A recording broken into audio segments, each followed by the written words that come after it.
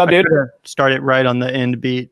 There we go. That's what we need to do. Yeah, we always kind of let it go for a different amount of time, depending on how much we have to go or get together. So you guys are always on for a little something. By the way, also before we get started, just wanted to let anyone know that might be excited. This is not actually a debate between Sam and Glenn. If you're maybe new to the channel, our formula is to kind of talk about beefs a lot. So that's why we put that in the title. It's not anything new for this channel, but I do understand that since our debate last night, some people might be under the impression that although Glenn and Sam, if you're listening, the floor is yours. We would happily moderate any kind of Absolutely. discussion. We would love to get a rematch together because they actually have debated before. But yeah, that was but yeah, so sorry if I got anyone's hopes up. I didn't realize that was like people were tripping about that. But anyway, we do have an exciting live stream for you guys regardless, and a super special friend of the show that you guys are going to be just as excited to hear from, I'm sure, as Mr. Seder and Greenwald. So, we're got a lot of good topics to go over today, as you saw in the title, plus some more that have not been revealed yet. So we're really super excited. And thanks for all the love in the comments. Also, welcome anyone that might be new to the channel. Obviously, our panel last night definitely got a little bit of exposure. So if anyone's new to the show, this is the Vanguard. We're interviewing people, all kinds of people on the left. We're having conversations. We're going to be making like documentary style content soon. So, welcome to the channel if you're new. Welcome back to the channel if you're returning. Thank you so much for tuning in. We really appreciate it. This is obviously the Vanguard, like I said, and I am Gavin.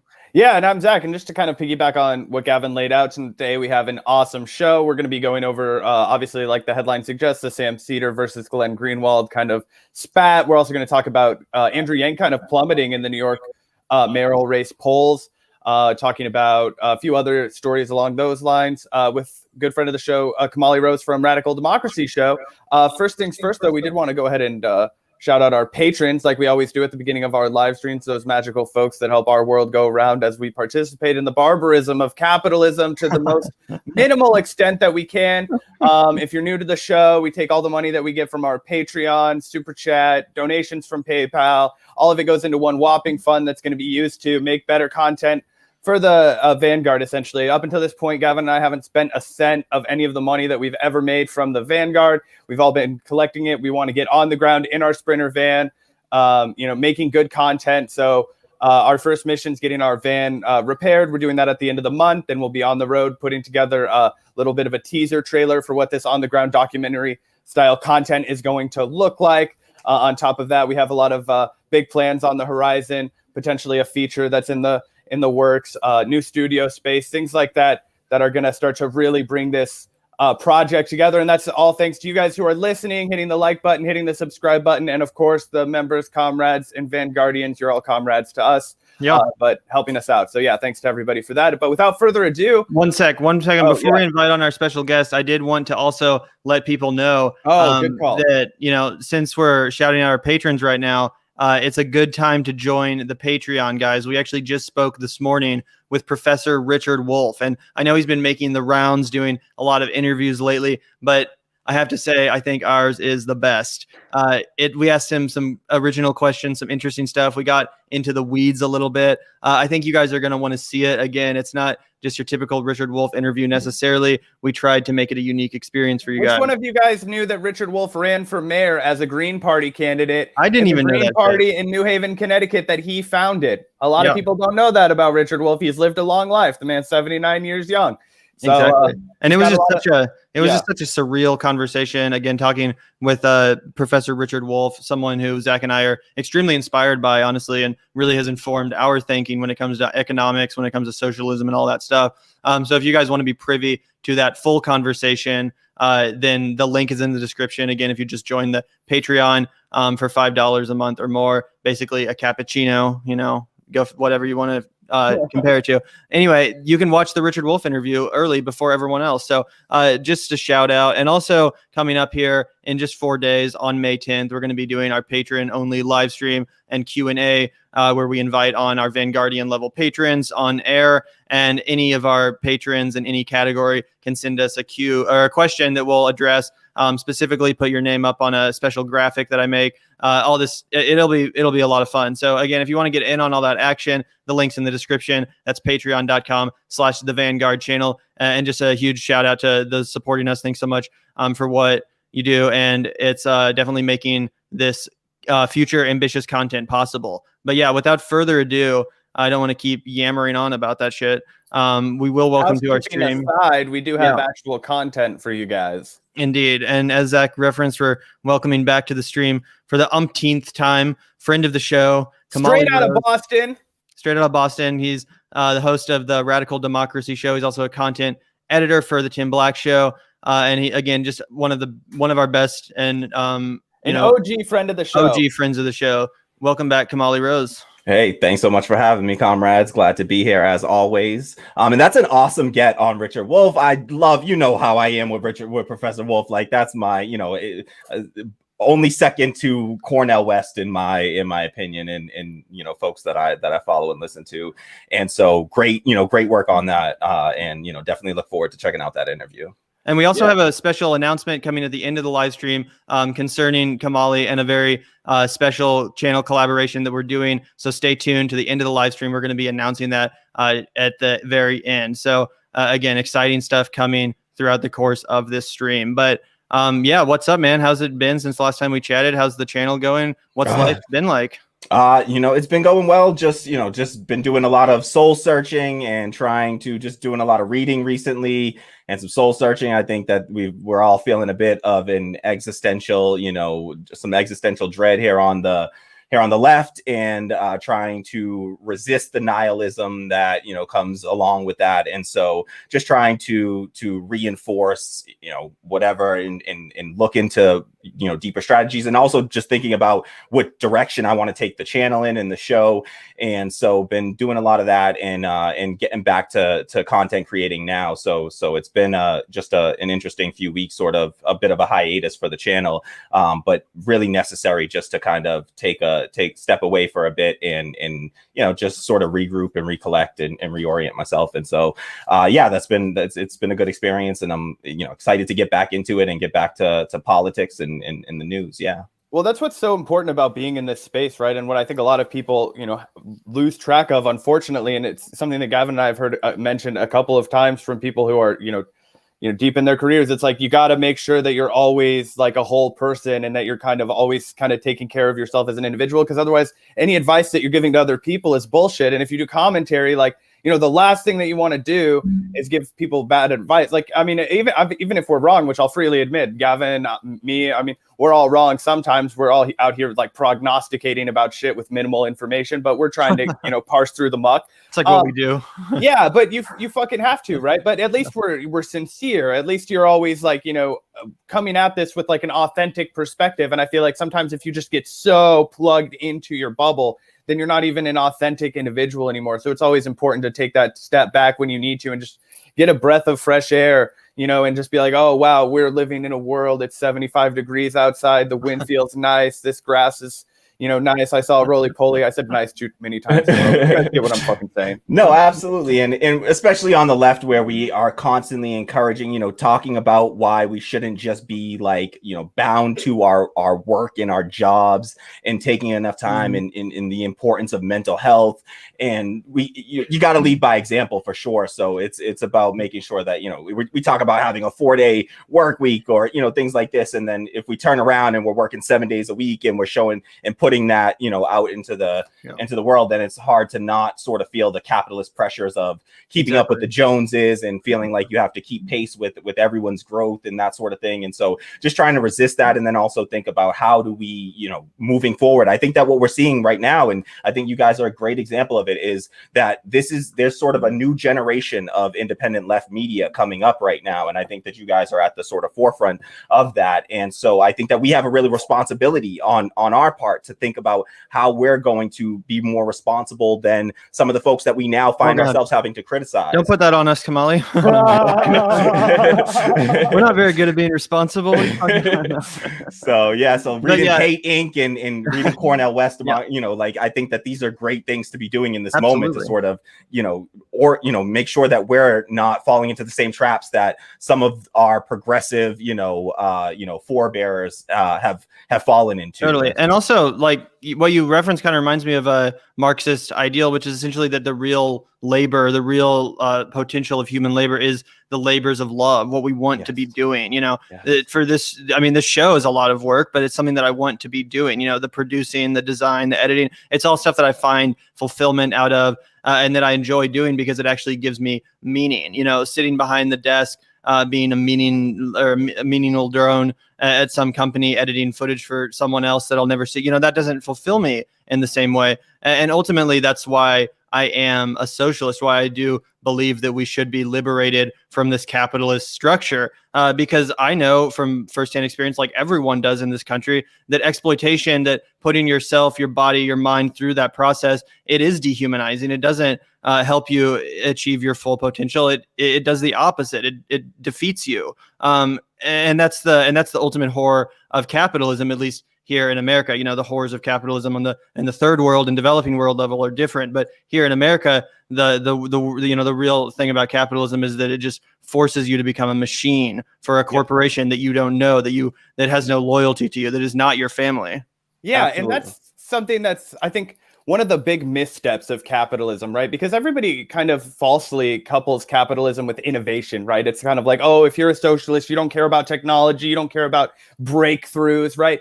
And that I totally reject that because the evidence rejects that as well, right? So socialists are the ones that have been pushing medicine, right? Our taxpayer dollars fund the research, the R&D that it takes to actually produce these vaccines. If you want to look at your smartphone, touchscreen technology, computers in general, all of these the internet, yeah, the internet, all these things, they were completely not profitable when they began. They were given massive amounts of taxpayer money. Aerospace that Elon Musk is about to make millions, if not billions, of profit on in his own right. This was all taxpayer funded. So these kinds of innovations and these kinds of breakthroughs, they actually do come from socialism. It's actually capitalism that corrupts the incentive and makes it divisive. So one of the things that's always frustrated me about a figure like Andrew Yang, who we'll get into later on in this stream, is that when he's talking about the automation crisis, what he's really talking about is these machines that are going to come and take away the menial jobs. Well, guess what? I don't want anybody working a fucking menial job. I am so fucking glad. I'm excited. I can't fucking wait for people to not have to do that shit. Because guess what? If we liberate ourselves and if we change the structure in the economic system that we're living under, we can use that to democratize our society so that nobody is changed to these jobs that we consider undesirable, right? They're undesirable because none of us want to fucking do them. So how do we, responsibly design, artificial intelligence or manufacturing all kinds of shit in order to do that, and then tax the shit out of whoever owns them in order to, figure out the economy and also put workers on board to make sure that it never gets out of hand and that these skeevy companies can't wiggle their way out of the taxes. I mean, This doesn't seem that hard. We have the solutions, but everybody wants to talk about how it's an inevitable apocalypse and all we can do is, create a permanent serfdom. Yeah, no, I completely wholeheartedly agree. And I think that part of the work that I want to start to engage in here in the independent left media space is to start to figure out, again, just how we resist all those same, capitalist pressures. The idea of, I see the growth of other channels and then I feel like I'm not keeping up. I'm not doing enough. How are we going to create an ecosystem where we're not, it is cooperative and not competitive? And so I've been doing a lot of reading and just, reading Marx and, going all the way back as far as we have to go, and trying to figure out, how are we going to build collectives? Is there examples of media collectives that already exist, and how can we, start to participate in those in a way that really is an anti-capitalist, and we're building the structure ourselves. So we're not just talking about it every day, which is an important work to do, of course, in talking about it and calling attention to it, but also in building those structures right where we are with what we can do. We talk about how labor power is important. No. If we have a bunch of disparate, YouTube channels and everybody is sort of cordoned off and isolated, how do we build a collective power in independent left media? And I think that that's the sort of, issues that by being on these, having these conversations out and doing what we do here, I think that we can start to engage that debate and move forward in some productive way. I'm interested what you think, Kamali, would be the best solution to a less like capitalist, like specifically left independent ecosphere. Because in my mind, the only thing that could really solve a problem like that, at least right now, is something like a universal basic income or something that would meet all of our basic needs. That way we weren't, competing and chasing, clicks and stuff like that for money. That way you take that survival element out of it, and you're okay. Regardless of how many views your fucking videos make, you're okay regardless of how clickbaity the content is, and you can actually focus on the work. Exactly. And I think that's important to a free independent press, to be honest, because without that, you then become beholden. I think we see, you find that you become beholden to, well, this is going to get more views. This is going to grow the channel, even if it's not the type of content I necessarily want. I'll tell you, in my own experience, I talk about certain issues and the videos, barely get touched. But if you talk about something sort of more sensational, you get 10 times the views. And so there's sort of a natural incentive there to start to create that content. And like you said, it's literally being done for survival. It's like, I need to earn enough money to make this sustainable. So how do we resist those pressures? And I think that for me, I think that it looks something like, one, I do believe that something akin to a basic income would be a crucial help in that process. But I don't know, it's a sort of chicken or an egg type situation. Will we be able to pass legislation like that beforehand? Some people will, and I would argue that there is a lot of capitalists that are okay with a UBI, and so that's why we may actually be able to enact a UBI beforehand. Everyone's okay with the UBI. I mean, $1,000 a month is gonna. What I'm saying? Exactly. Absolutely, everybody except the wealthiest people who are going to be taxed and have to pay the sort of brunt of that, and they obviously have an outside political power. And that's actually the thing that I feel like Andrew Yang went wrong on, where his UBI wasn't truly redistributive. It did tax an industry, but I say, like, that UBI should be coming from the Pentagon budget and from the top percent of this country's shear it off of their Amazon income. And that's why I don't think that the UBI can be done at the city or state level. It really has to be done at the federal level, because the federal government has the ability, modern monetary theory, essentially. They have the ability to print money, which cities and states do not have the ability to do. And so we really have to, it's going to have to come at the federal level. But I think that in addition to that, what we can start to do and start to build in the independent media space is to start to think about how we can form collectives, structure each of our individual, institutions as democratic workplaces. That's where I stand on that. You talk to Richard Wolff, I'm sure he made all the cases and, gave all the reasons why that's a crucial fundamental change that we need to make.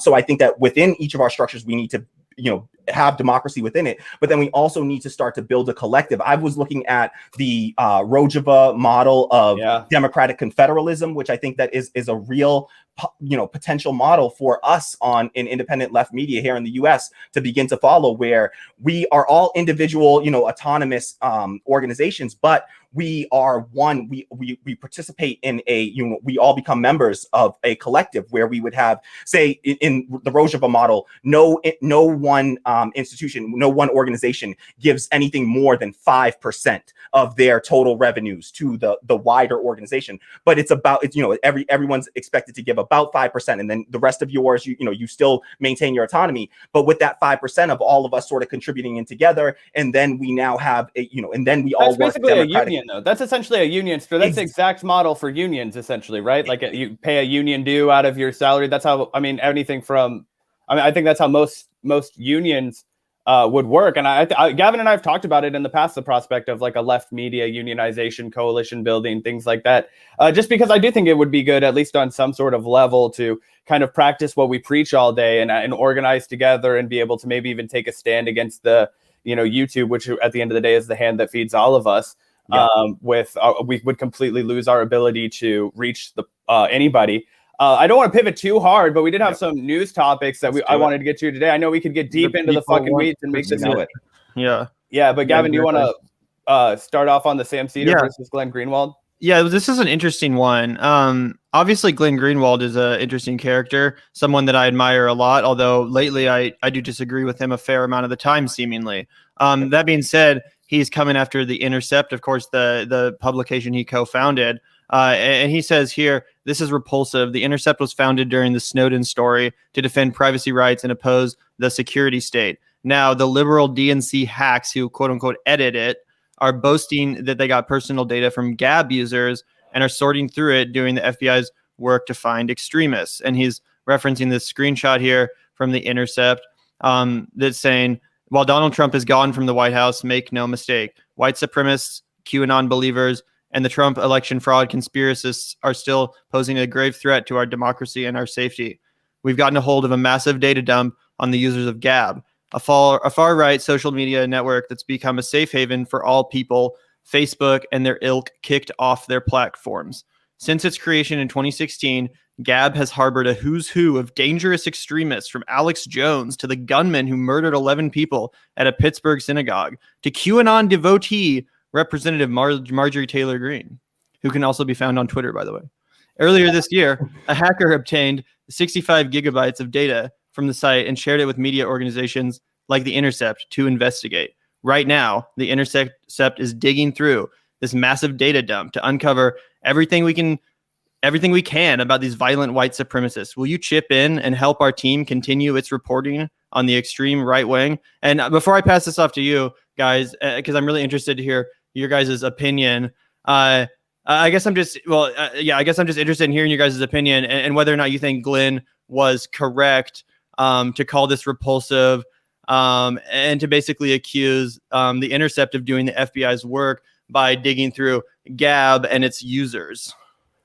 Go for it, Kamali. Yeah, I mean, I think that I lean towards the direction of Glenn Greenwald in this case, because you have to ask yourself about, power, right, in these situations, and who has the power in these situations. And when we're talking about something like WikiLeaks and they're uncovering, data dumps of like, the DNC emails, well, those are powerful people within powerful institutions that they are doing this investigative journalism on. What we have here is, people, these journalism outlets turning their attention towards, powerless sort of individuals, and directing that their efforts towards that. And it really does, to me, feel like, you see these signs behind me, defund the police and, and abolish the police. And it means we also need to abolish the cop within us as well, right? Like we have this sort of inner cop within us that we want to like police people and we got to resist that. Resist your inner snitch, bro. Exactly, man. Snitches get stitches, man. So like, so for real. So it's like, we got to, this sort of, when we start to turn towards these individuals and it really is starting to do the work of the FBI at this stage. And so, no, I'm not in favor of this. And like you said, too, all these people, they make it sound so deeply nefarious, and they harbored, like they're harboring these terrorists. I thought this was the most ridiculous part of this, where it says Gab has harbored a who's who of dangerous extremists, from Alex Jones to the shooter of the Pittsburgh synagogue to Marjorie Taylor Greene. But you could say that about literally any social media site. You could find a who's who of dangerous extremists on Reddit or even Twitter. Or fucking look at look at Fox News. I know it's kind of a cliche to say that, but like, or any of the mainstream outlets, they literally have war criminals on their panels and shit like that. People like John Bolton are welcome on MSNBC. So I do think it's ridiculous to be like, ooh, the Alex Jones is on here and extremist people are on here, when you could take any sample of the population, especially in America, and there's going to be a handful of extremists and shitty people in there. That's just like human nature. Like, I don't understand what this is.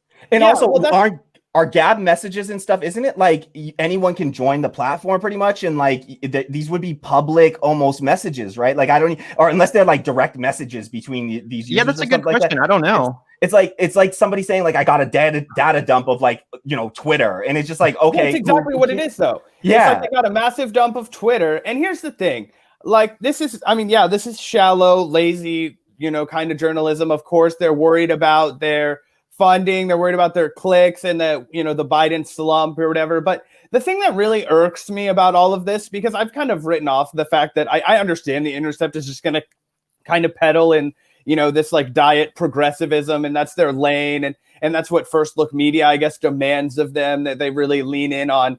But I think what's really irritating to me is that they fucking act like they don't have money. They act like they need you. And this is just as bad as the MSNBC and the Fox.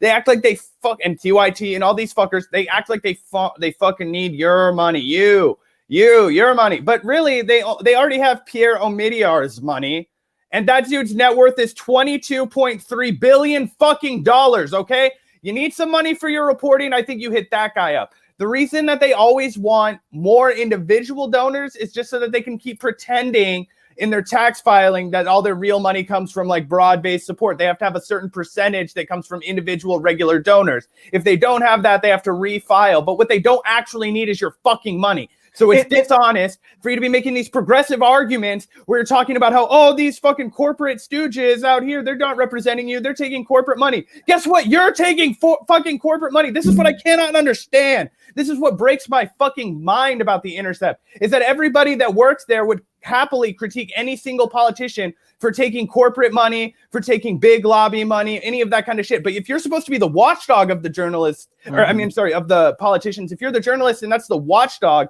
we're supposed to be keeping an eye on them. Well, what the fuck? How are you supposed to be authentic and paid off at the same time? You can't be. Yeah, who will watch the Watchmen? Yeah, no, absolutely. And the thing is, it's like, how does this in any way really, like, the people that they're going to hit up for money in this situation, like, their readers are, leftist, progressives. These are people that are typically like, not doing that great. Like, they're struggling folks. 80% of Americans are living paycheck to paycheck already.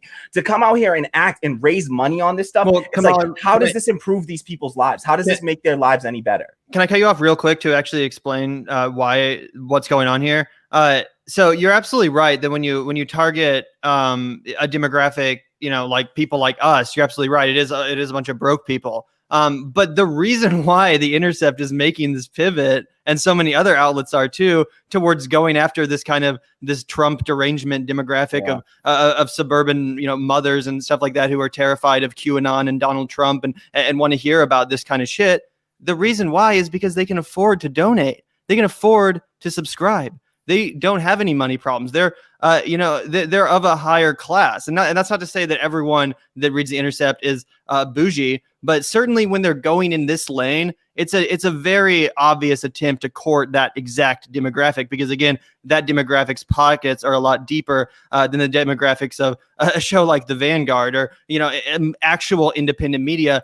We're not targeting people that are powerful and that want to hear nice things and feel good about themselves for being virtuous liberals. Yeah, and I think you see the same thing. It's kind of an echo of what we see within the Democratic Party, right? Their shift from being a party that supposedly was representing the working class, the poor, to more and more targeting the middle class, suburban, white moms essentially, and targeting that demo. And it seems like they are lockstep with the Democratic Party here, and it shouldn't surprise us when they do things like continue to sort of funnel people into the Democratic Party and to draw everyone's attention towards the Democratic Party and act as if it's the only hope and the only path forward. So I don't think that there's, I think that those two things are not just coincidence. Right. And obviously if we have any, middle-aged suburban wine moms listening, we love you and you're welcome in the Vanguard community as well. Pockets, 100%. Yeah. We're always back after we dunk on boomers. We'll be like, there are boomers that listen to your show. We love those boomers. We love you guys. Yeah, we love you guys. We're not talking about you when we say boomer. Yeah, I'll call Gavin a boomer if he's hitting me with some boomer shit. Gavin can call me if he's hitting me. It's a state of mind. But anyway, let's go over to the Sam Seder shit. Yeah, so I brought this up just as a little bit of a preface. I guess it's not technically related, but I did want to talk about it. Anyway, to move on to the Sam Seder action, here he comes at Glenn Greenwald. And we'll play this clip from a recent interview that Glenn was on to get some context. But he's talking about this dude, Matthew Dimitri, who I guess is a prominent Twitter user, but I'm not really super familiar with him. So I'm interested to know if you guys have any more opinion on this little diatribe. I don't know who that guy is, yeah. Okay, well, I'm still interested to hear you guys' opinion to this diatribe before we then review what Sam Seder did, or Sam Seder's attack on Glenn because of this. But yeah, let's take a look at this real quick. Let me pull it up. Sweet. Yeah. Here you go. Well, first of all, let me just, if you don't mind, just take a moment to do something that is unrelated to your question, which is I want to give a warm welcome to this creepy little DNC operative, Bernie hating worm named Matthew Dimitri. I don't know if you're familiar with him or not, but he just spends all his day trolling left-wing YouTube programs in order to take 60 to 90-second clips out of context and to create the most deceitful image of what people are saying possible. He loves your show in particular, and he loves me, so I'm certain he's probably watching live. Probably will watch 2 or 3 times in the middle of the night as well. And what's amazing about it is not just that there's a DNC operative who does that, because they're a dime a dozen, but really stupid and slothful and gullible kind of soft leftists think that he's presenting accurate clips and will therefore construct entire shows around them without bothering to check the context. I think like 50%, for example, of Sam Seder's show is based on this little wormy, creepy operative's deceitful edits where they'll like do 30 minutes accusing you of the gravest things without even bothering to check the context. So I do want to welcome him. I think his work is very important. And since I know he's watching, I felt like it would be the courteous thing to do. Anyway, if you're watching, what's up, whatever that guy's name is. But yeah, I do think this Matthew Dimitri is. Yeah, Matthew Dimitri. Again, I don't know who Matthew Dimitri is. But I flipped through his Twitter, and Glenn that is a very accurate portrayal of what he does. It is just purely like him just grabbing little 60 to 90-second clips of like every, popular, lefty YouTube show, and just doing like simping for Biden and the Democratic Party. And it's gross stuff. It's gross stuff. Yeah.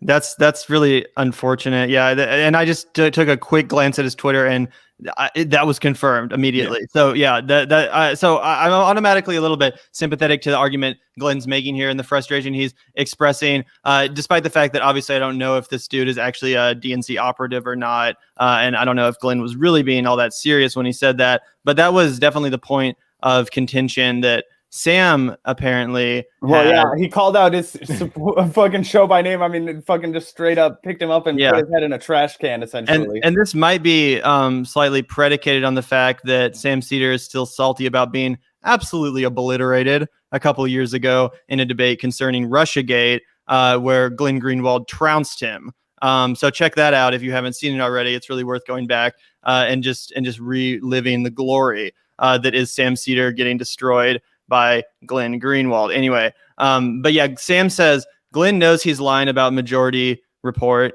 To be fair, though, he wanted to talk about him for a fraction of the time he claims, but iTunes said if so, we'd have to reclassify our show as being about digital marketing and midlife crises, which is just a terribly constructed sentence, by the way. I could barely even keep track of my own thoughts. I don't even know. Is he trying to make it? He's trying to make a joke where he dunks on Glenn, but it just totally belly flops. It doesn't make any sense. Like, digital marketing, I don't understand that point. Obviously, the midlife crisis joke kind of makes sense, I guess, if you're like, sounds like projection to me, though. Dude, who's going through the midlife crisis here, bro? Yeah, I remember Sam Seder talking about his divorce on air a couple of years ago. So that's definitely some projection. But so I just don't really. Yeah, like you said, I just don't really get. Do you understand the joke that he's trying to make here, Kamali? Because I don't really get this. No, I do not understand the digital marketing bit. I don't know if he's saying that is. I think he's trying to make it. I think what it is, and now that I'm looking at it again, I've read it 10 times. This is a horrible tweet, by the way, from somebody who considers themselves to be a comedian. You need to understand punching, timing, things like that. These are day one fucking comedy things. But anyway. What he's saying is that Glenn is just trying to, lick his finger and see what's popular, which I think it's a jab at people calling Glenn alt-right. And certainly I'm not in agreement with all of Glenn's Twitter takes. Certainly, me neither. But that being said, I think his journalism is what I think we should say probably some of the fiercest, most critical of the surveillance state of imperialism, but also of censorship in general. So, and he's done real valuable work. Way more than Sam Seder ever has. And I'm not talking shit on Sam Seder for what he does. Glenn Greenwald has done way more valuable work than I ever will hope to. If Lula becomes president of it's going to be because of work that Glenn Greenwald did. All right. Feedback? I heard a little bit there, but not anymore. I'm not catching it. Okay, we're cool then. My bad. Yeah. So with I can't really confirm what the status of the Majority Report is anymore, because I can no longer stomach 5 minutes of the Majority Report anymore. I have not watched it since Michael Brooks's passing. Really, I just cannot sit through and especially once Jamie Peck was gone. I have there's no content there for me anymore. So I just Yeah. I watch it sometimes to see if I can mine any material to react to on this show. But that's about the only use left for the Majority Report. And you're absolutely right, especially after Jamie left. There's really no point. And I remember we even had you on when that happened to break it down and had a really good conversation about how it was basically an unsalvageable wreckage in her wake. But yeah, I do think it's funny just how obviously triggered Sam is about this. About getting called out. And I do think that part of this has to do with him being destroyed in that debate. I really do think that affects people's egos more than some would let on. You know, if you have this kind of deep-seated resentment towards someone who embarrassed you, I do think that often ends up coloring people's analysis and reactions going forward, letting personality get involved over just honest analysis. I think we saw that obviously a lot with Force the Vote, where people were just so stuck in their, personality, ego thing. This person did something to me one time, or he said something mean to me or whatever. Now, therefore, that's going to cloud my judgment. And I think that's a similar kind of a thing here. Like, I wasn't a huge fan of Jimmy Dore, but the way these people acted about him personally in the midst of the Force the Vote, like it made me like, you know what? I don't mind Jimmy Dore compared to these assholes. Like, if I'll give me some more Jimmy Dore. Like, compared to these assholes over here. Like, if this is what they're spending, there's a section of people, there's a segment of people now that, just like the Matthew Dimitris of the world, that spend more time, focusing on left wing, YouTubers who are just trying to call out, speak truth to power. They spend more of their time criticizing those people than they do criticizing the actual people that are in power, that have the actual power to sway policy in this country. And that is just pathetic to me. It's pathetic. Oh, yeah. It's so pathetic. And it really does say something about the left, I think, that people like Jimmy Dore and Breonna Joy Gray, for example, are as controversial as they are, because, obviously no one's above criticism, and those people have both said and done things that Breonna Joy Gray is above criticism. God damn it. All right. She is perfect. All right. She's perfect. Fair.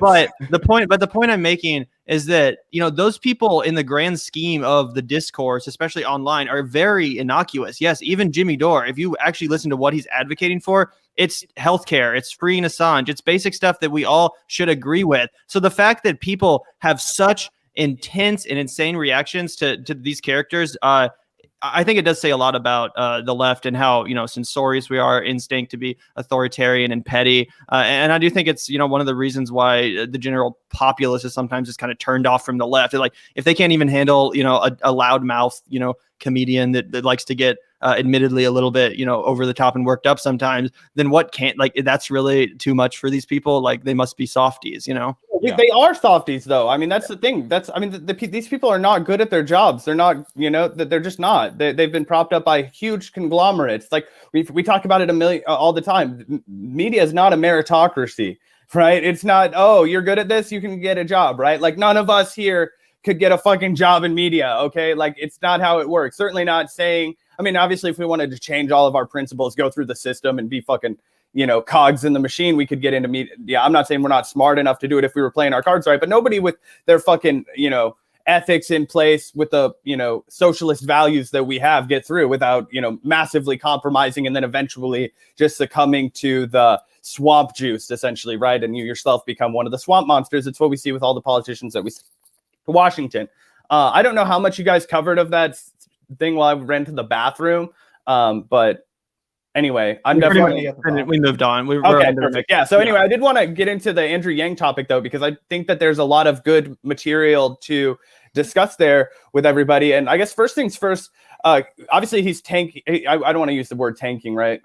People get mad because we're harsh on Andrew Yang. I'm just trying to call it like I see it. Well, first we said he was skyrocketing in the polls. He was. Now he's kind of tanking in the polls and that's, I imagine it's one, there's been a huge concerted media effort, a lot of which has been, kind of horseshit. There have been a lot of smears against him in mainstream press, although there has been a lot of genuine criticisms that have come from people on the left. He's kind of got the shit coming at him from all angles, and this has definitely done a number on his polling. He's now in second place by a decent margin, according to the most recent polls that have come out. And I wondered what your reaction was to that, Kamali.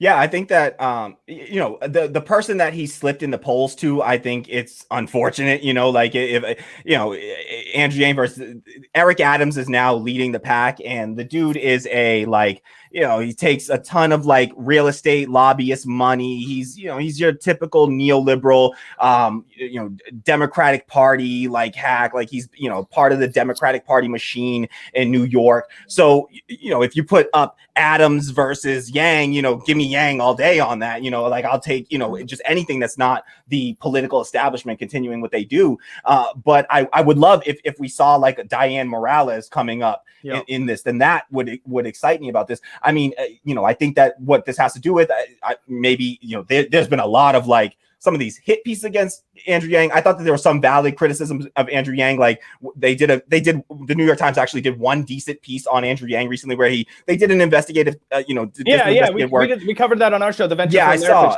Yeah, I saw, and that was actually valid criticism of Andrew Yang. And so I don't know if that's having some impact here. The realization that he's sort of in that sense, I think a little Trumpian in that sense of like sort of a failed businessman that's portraying himself. And I don't want to say failed business, totally failed, but I mean, let's be real. Like, actually, you touched on a point that I wanted to get to right there, Kamali. And here's what I think is the fundamental problem that Andrew Yang is having now as he's kind of transitioned. He did a pivot, right?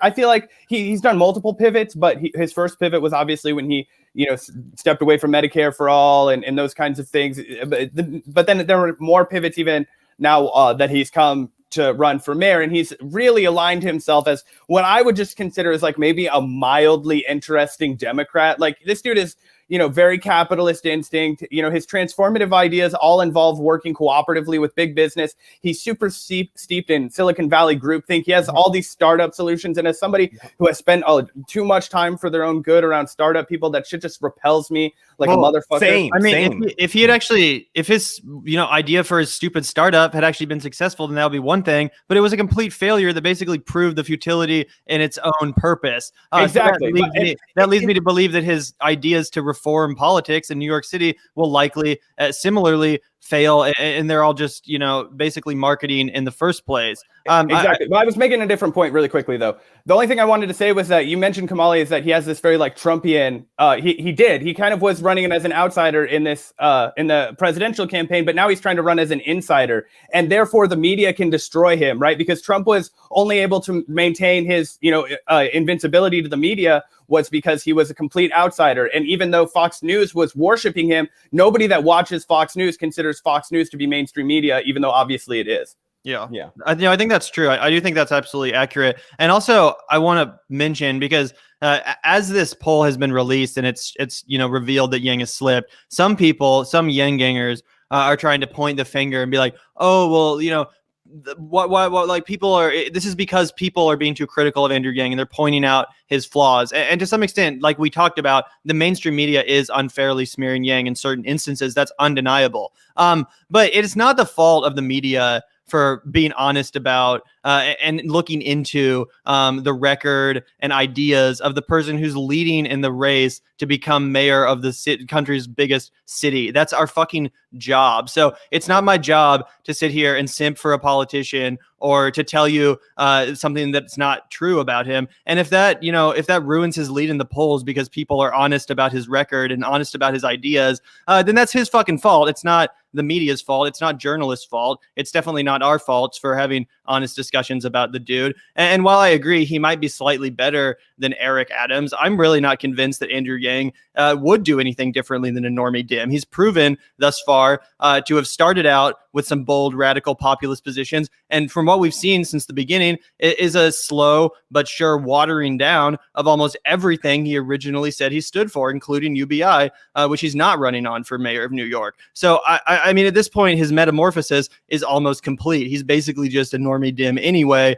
He just has this outsider zeal because he's a failed businessman instead of a shitty politician. Yeah, and I don't even know to what extent it's a metamorphosis. I know I agree with you entirely on what you just said, and I just don't know to what extent it's an actual metamorphosis, because for me, this is sort of the analysis that I had of Andrew Yang since really just like the first few months of him hitting the national stage, and seeing what the Medicare for All pivot was like. That is a massive just red flag to me. Yeah. But then also with the UBI program, it was always this backdooring of a pro-capitalist policy. We got to be real about what UBI is and how that does benefit the capitalist class. The capitalist class is fine. UBI is if we follow Yang's, because Gavin and I have argued about this ad nauseum, and I have come around in my feeling, because I used to feel 100% how you felt, Kamal. The only reason that I am more sympathetic to UBI now is that I do think that it could be effectively leveraged as a transitionary element if it was redesigned in its structure. But you're 100% correct. Andrew Yang's UBI proposal would gut social safety nets and be basically regressively or financed by at least that's what he's in his own words said multiple times on several different interviews. So if you want to come at us for saying that, it's in his own fucking words. Sorry. Yeah, and I think that his solutions, like what Zach I think pointed out, was that he's very sort of, it's these Silicon Valley technocratic solutions to everything, and it shows even in the Venture for America, the organization that that business that he founded. The whole concept of this was that we're gonna take these these college kids fresh out of college, these tech entrepreneurs, we're gonna put them in cities all over the country, and then and they're gonna create jobs. This is just, we need smart people building things. That's all we need. He said that a million times. It's like his own thesis has failed every time it's been tested. It's this like top down, this idea that there has to be these people at the top, and they're gonna come and they're gonna be the the leaders at the top, and they're gonna dictate down to everyone else. It's not a grassroots collective strategy, and it's to me, there's nothing left wing about that. It's certainly anti-establishment. It's just not left wing. And I am a socialist. Nothing that Andrew Yang is proposing is in any way socialist. And he absolutely believes in capitalism, is a fan of capitalism, and would like to save capitalism. And I think that what he's talking about and the measures that he's taking are in that vein. Really. I like to, just a quick joke, Gavin. You're good. I was gonna say, I said in my mind, I've been calling Andrew Yang Captain Save a Capitalist. Just I just think it's the perfect metaphor for who he is. He's like human compassionate capitalism. It's like all the kind of shit that was spoon fed to me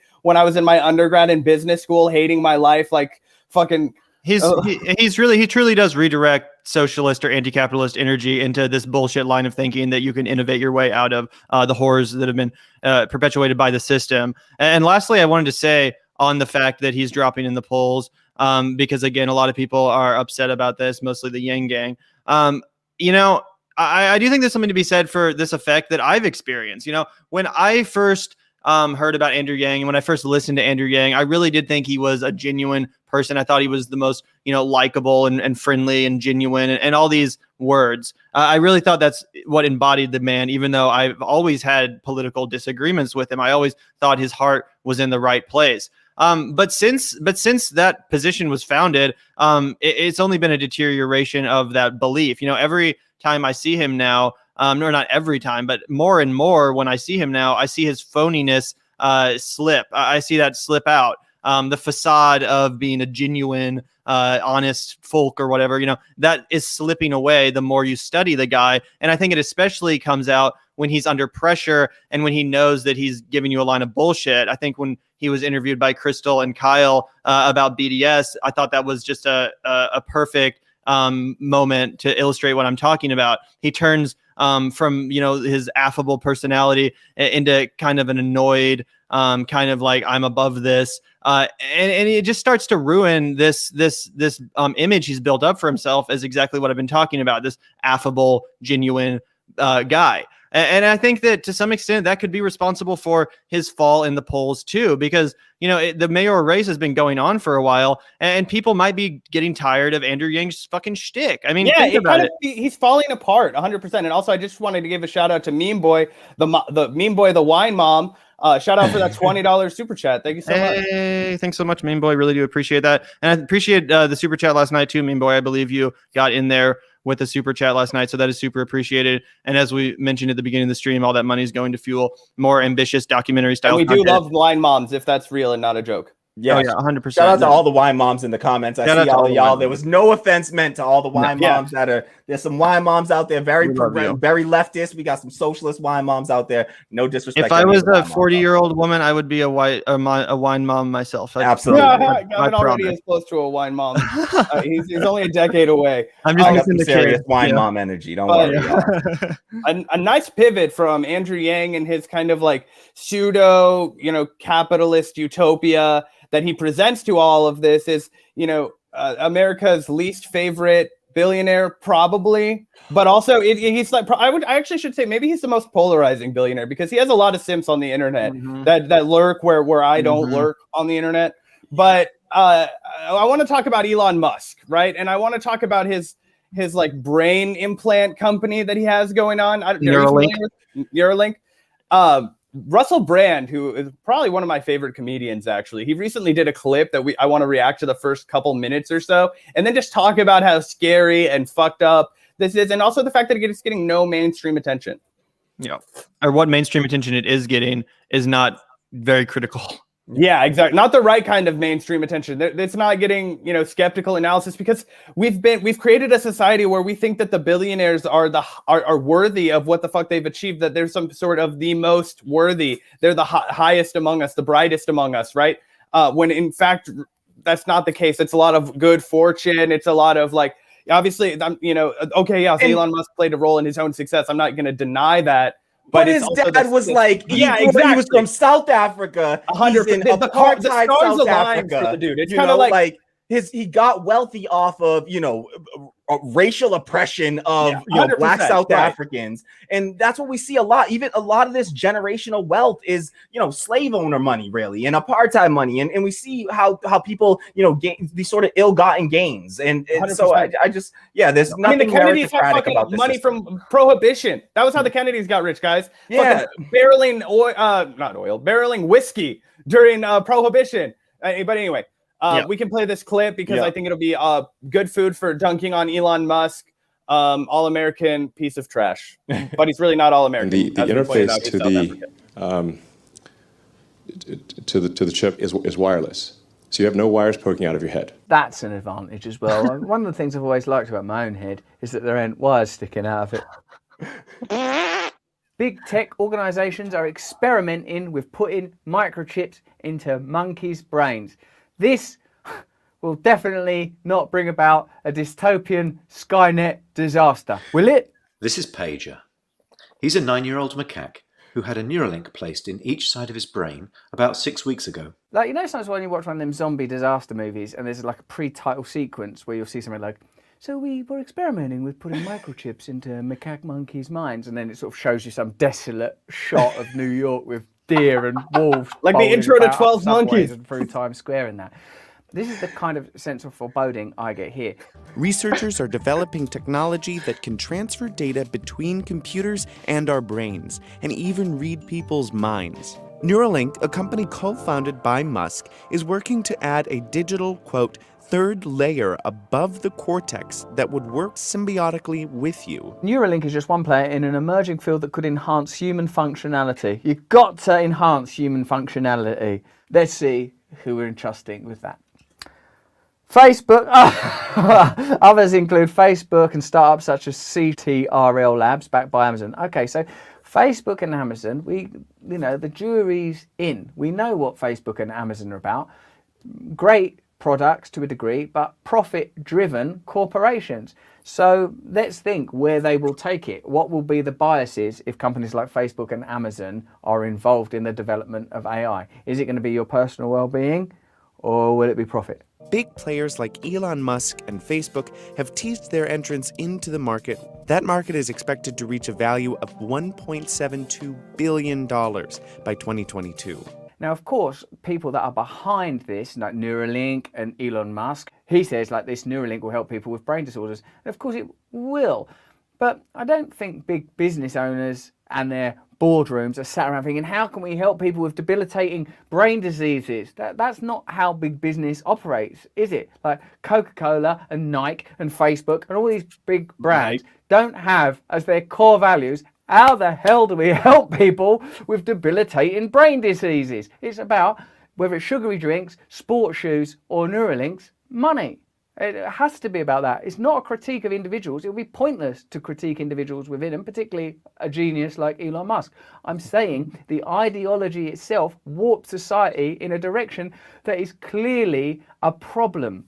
Again, when you envisage the peripheral place we find ourselves in now, do you think the solution to these problems is going to come from big tech, entrepreneurs, geniuses operating in the spaces of ultra capitalism? Or do you think it might be something a bit more radical than that? I.e., do you think we should carry on doing what we're already doing more aggressively and quickly, or try something different?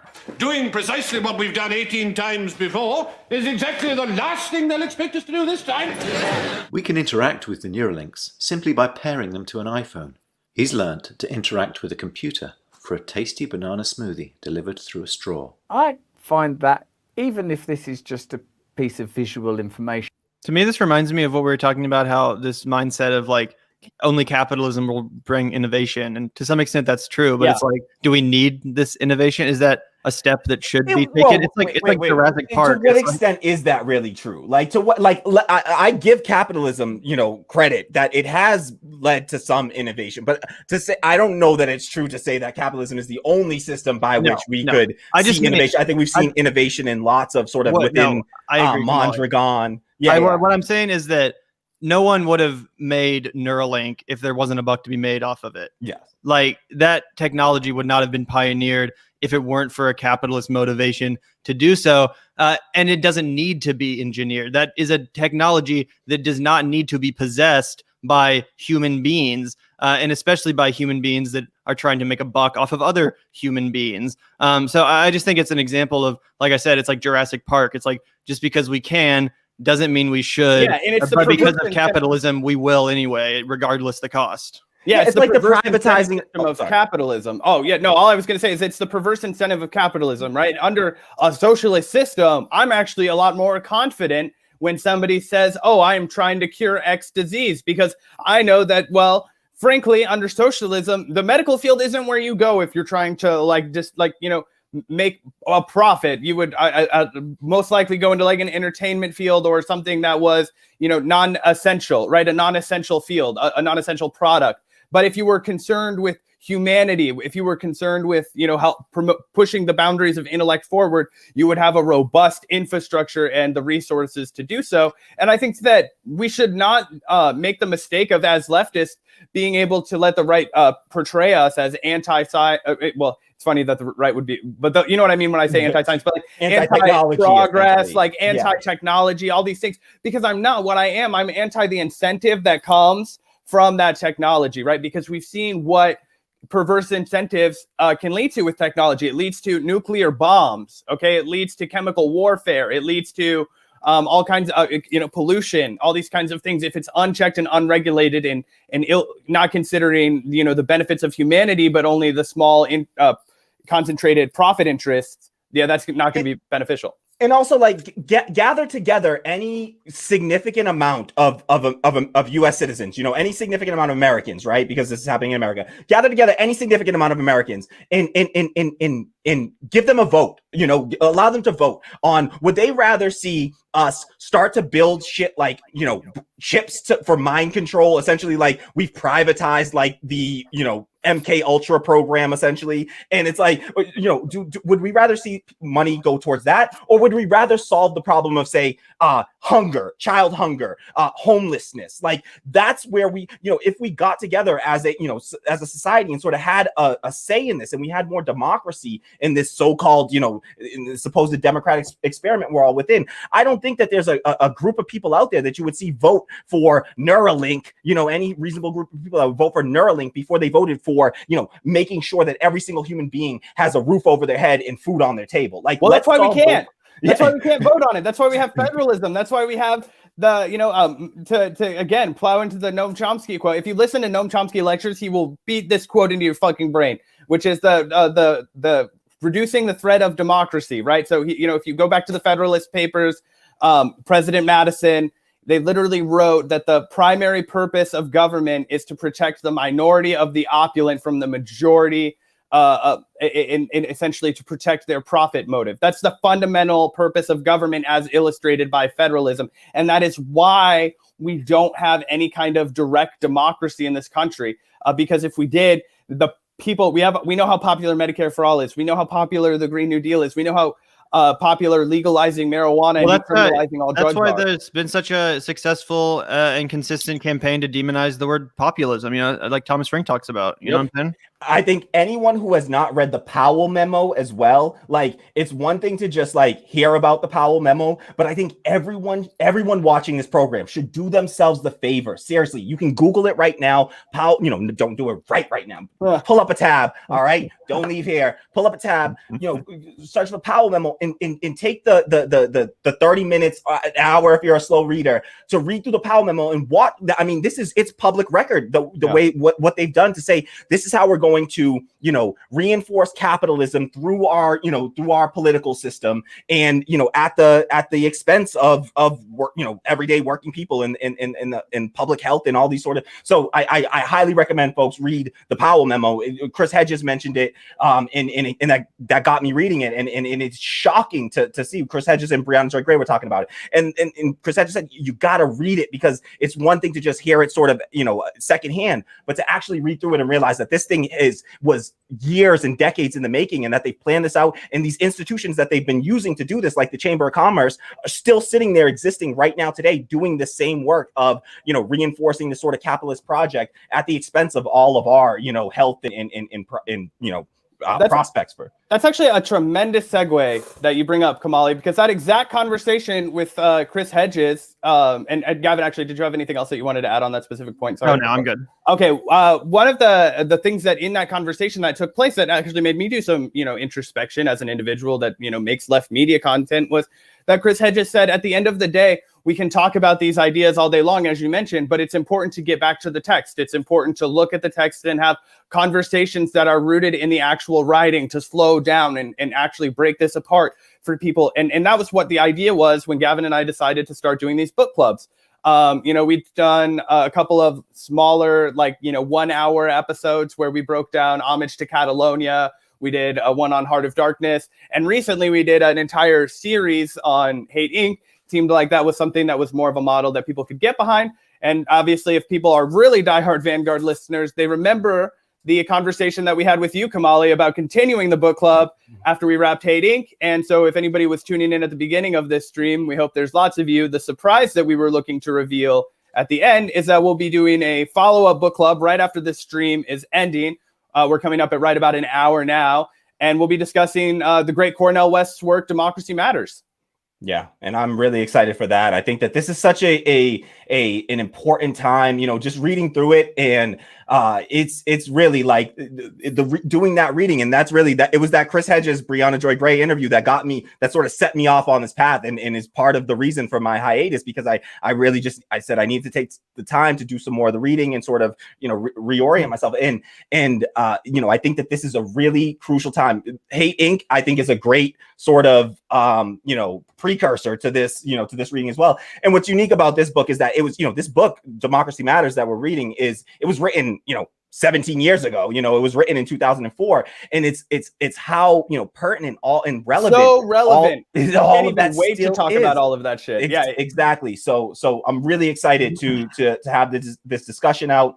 And yeah, just really looking forward to that. So a collaborative podcast stream between the Radical Democracy Show and the Vanguard. We're going to be doing these weekly on Thursdays throughout the month of May. And I know Gavin and I often said that we were going to be doing the Hate Inc. streams. And then, sometimes we're a little fudgy with the scheduling because we're just two dudes. Now that we have a partner in all this, we're going to be doing it on Thursday. So you will be seeing us. You'll be seeing Kamali. It's going to be great. We're going to go ahead and wrap this, and then everybody will just pop back on to turn on to the next stream. We'll be talking about the book club, guys. But we're going to be. And feel free in the meantime, while you're waiting for us to set up the next stream, feel free, everyone watching here, to head over to the Radical Democracy on YouTube, and please subscribe. Please. We need to grow. Need more eyes on. Shout out to Kamali for being the first person ever to have the Vanguard on his show. Right. It's so wild. It's really cool just watching all of y'all's success now. It's really we cool. had literally 400 subs, and you're like, "Hey, I like your shit," and I was exactly. It's so really? wild because it's like, "Are you sure you like our shit?" I had more subscribers than you guys back then. You guys are like 10 times. You guys left me in the. We got hear that? You hear that, guys? You got to go ahead. Everybody listening right now, go hit the subscribe button for the Radical Democracy Show, and then tune in with us right after this. We'll be right back with some. We'll be discussing the first 2 chapters tonight of Democracy Matters. We're going to be talking about revisiting some Bush era political dynamics. We're going to be talking about apathy and nihilism in the political experience. And it's going to be good stuff, guys. So thanks for tuning into this stream.